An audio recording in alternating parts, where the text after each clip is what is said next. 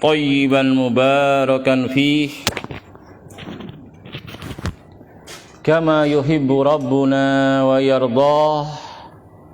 أشهد أن لا إله إلا الله وحده لا شريك له وأشهد أن محمدا عبده ورسوله صلى الله عليه وعلى آله وأصحابه ومن تبعهم بإحسان إلى يوم الدين. Ma'asyiral muslimin, ikhwani fid din, rahimani wa rahimakumullah, wa a'azzani Allah wa iyyakum jami'an. Alhamdulillah, kita lanjutkan pembahasan kita itlaqatu lafzi sunnah, pemutlakan lafaz sunnah dalam 4 makna. Yang pertama sudah kita bahas apa saja yang telah datang dalam kitab dan sunnah, itu namanya sunnah. Semua metode dan cara yang ada di atasnya Nabi kita Muhammad sallallahu alaihi wasallam dalam ubudiyahnya, penghambaannya kepada Allah subhanahu wa ta'ala, itu dia sunnah, yaitu Islam itu sendiri, ya. Sunnah itu Islam itu sendiri. Ini pengertian yang pertama. Nanti dalam kitab Syarhus Sunnah, di sana syekhnya Al-Imam Al-Barbahari mengatakan dalam poin yang pertama, i'lamu annal Islam huwa sunnah wa sunnatu hiyal Islam. Nanti itu kita bahas pada waktunya nanti, ya. Cuma di sini kita cuplikan, ya, betapa pentingnya kita mengenali makna-makna sunnah yang sering muncul dalam Quran, dalam hadis, dalam ucapan salaf kita yang soleh. Jangan salah memahaminya, ya. Jadi penulisnya Al-Imam Al-Barbahari dalam kitab Syarhus Sunnah mengatakan Islam itu sunnah. Sunnah itu ya Islam itu sendiri, begitu. Karena apa? Di antara makna sunnah segala apa yang telah datang dalam Quran dan hadis. Apa saja yang ada di atasnya dari metode cara ibadahnya Rasulullah sallallahu alaihi wasallam. Ya, Islam itu sunnah. Sunnah itu Islam juga. Tapi Islam yang musaffa, Islam yang masih murni. Ya. Oh, sekarang kan kadang nyebut Islam kok nggak cukup, masih ditanya kita Islam yang mana, yang ini apa yang itu gitu nanti, ya, yang mungkin hijau apa yang kuning apa yang merah gitu kan, banyak warnanya kan. Dulu Rasul tinggalkan kaum muslimin Islam jelas gamblang, di satu permisalan putih jernih, jelas kebenaran yang hak itu, mana yang Islam, mana bukan Islam, jelas. Nah, datang nih orang-orang belakangan, kasih banyak warna, dikasih warna kuning, dikasih warna coklat, dikasih warna merah terus. Kita datang belakangan bingung, ini mana yang asli nih. Begitu. Ya, Islam adalah sunnah, sunnah adalah Islam.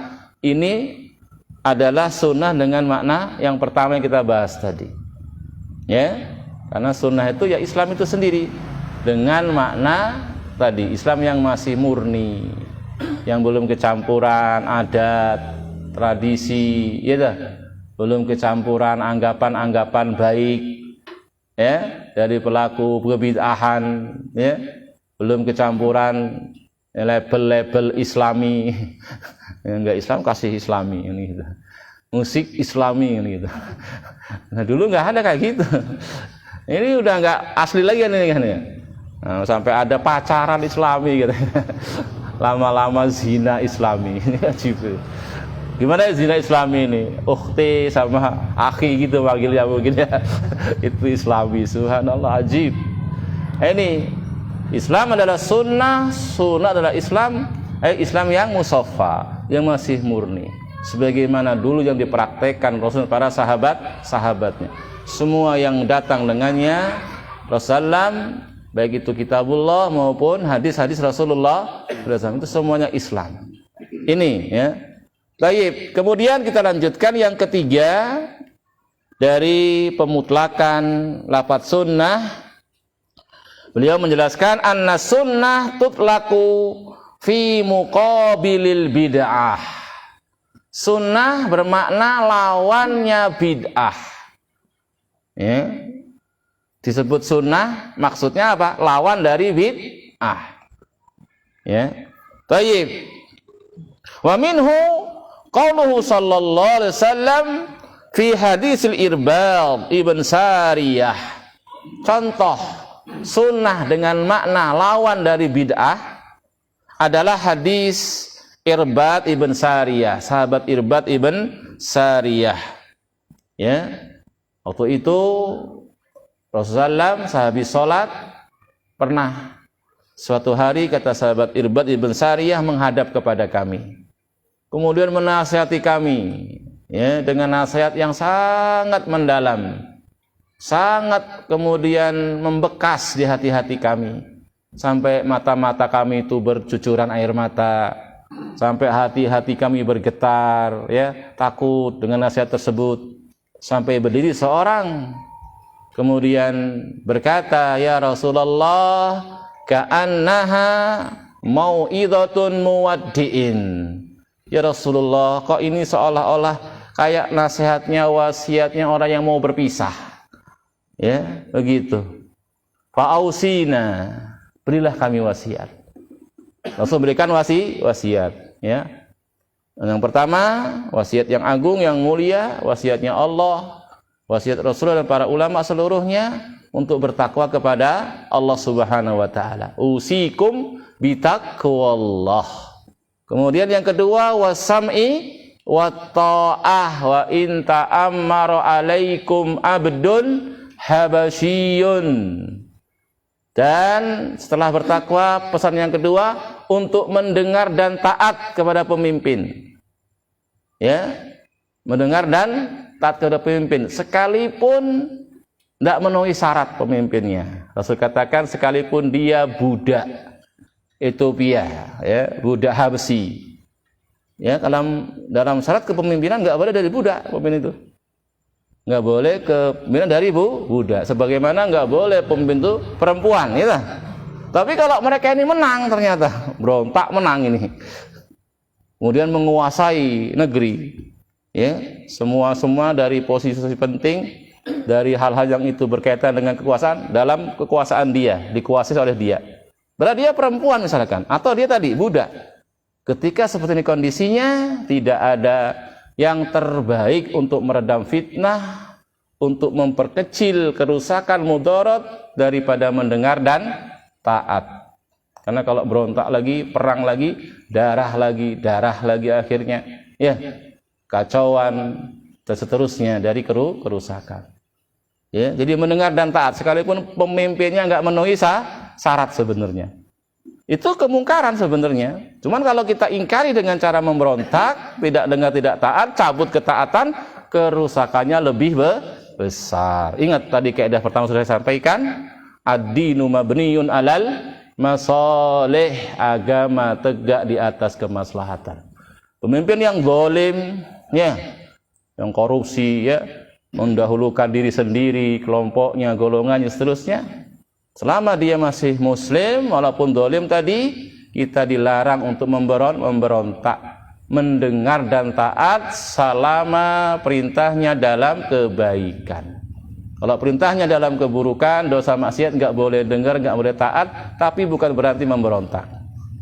Ya, kita ingkari kemungkaran tadi. Kalau mampu, kalau bisa berikan nasihat dengan cara tidak terang-terangan. Kata Rasul, ambil tangannya, ajak dia menyepi, sampaikan nasihatmu kepada pemimpin tadi. Diterima, walhamdulillah. Nggak diterima, kamu sudah melaksanakan tugas kewajibanmu. Jangan membuka pintu-pintu kerusakan.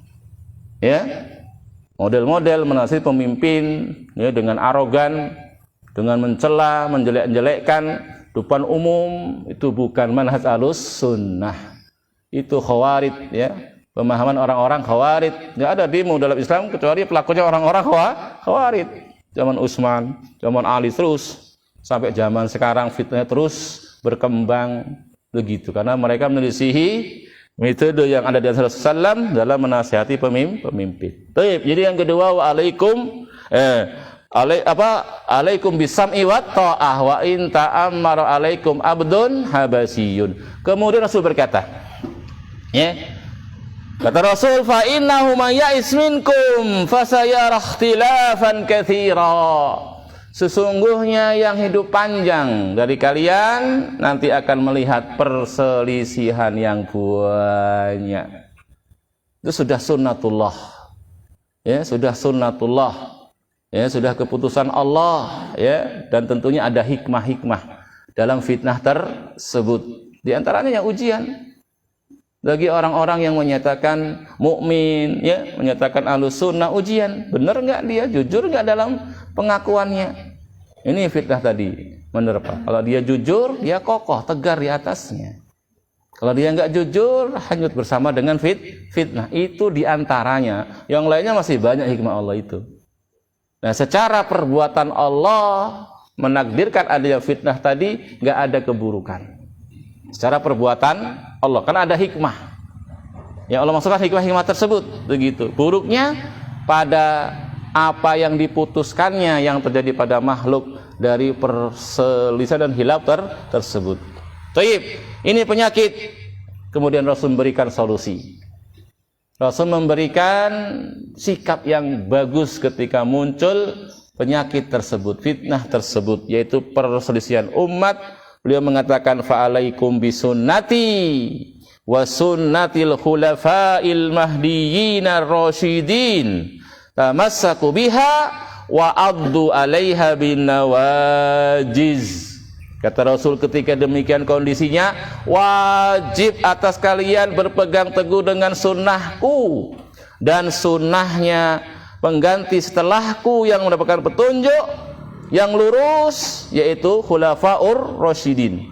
Disebutkan khulafaur rasyidin, pemerintahan Abu Bakar, Umar, Utsman dan Ali, 30 tahun.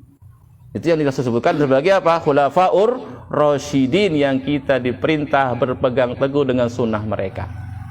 Tapi yang dimaksudkan sebenarnya sunnahnya para sahabat secara umum.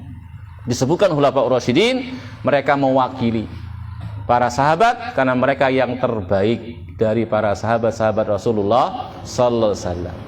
Ingat, di sini disebutkan dua sunnah, sunnati yang pertama, kemudian sunnah khulafaur rasyidin yang kita diperintah ketika terjadi perpecahan khilaf untuk berpegang teguh dengan dua sunnah tersebut. Tapi perhatikan wasiat Rasul berikutnya, tamassaku biha. Tamassaku biha. Ngerti domir ha antum? Betul bahasa Arab enggak? Ha satu ya. Hia. Ya.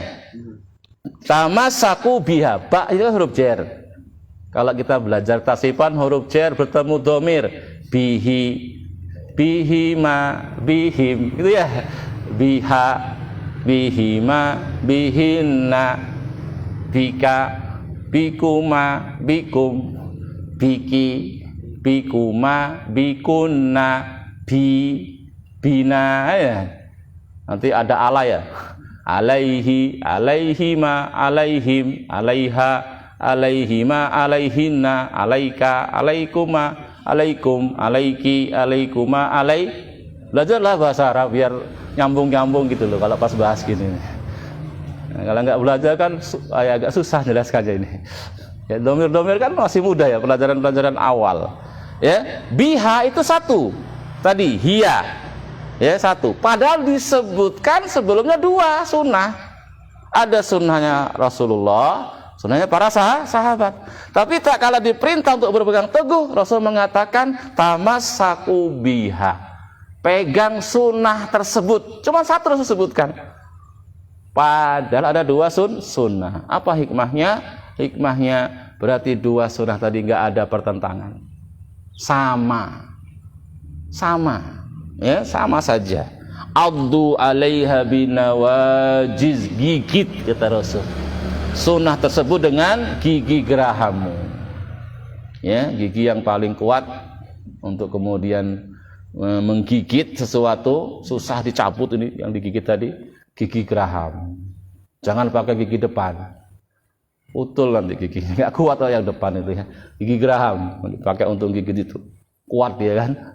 Begitu Rasul tegaskan ungkapannya, dan beliau pemilik jawami'ul kalim. Pemilik jawami'ul kalim, ucapan yang pendek, ringkas tapi mendalam. Pegang betul sunnah tadi. Ya. Barang siapa yang telah jelas bagi dia sunnah, jangan dia tinggalkan. Hanya karena ucapan si A. Nggak usah tengok kanan tengok kiri lagi. Udah pegang gitu sunnah itu.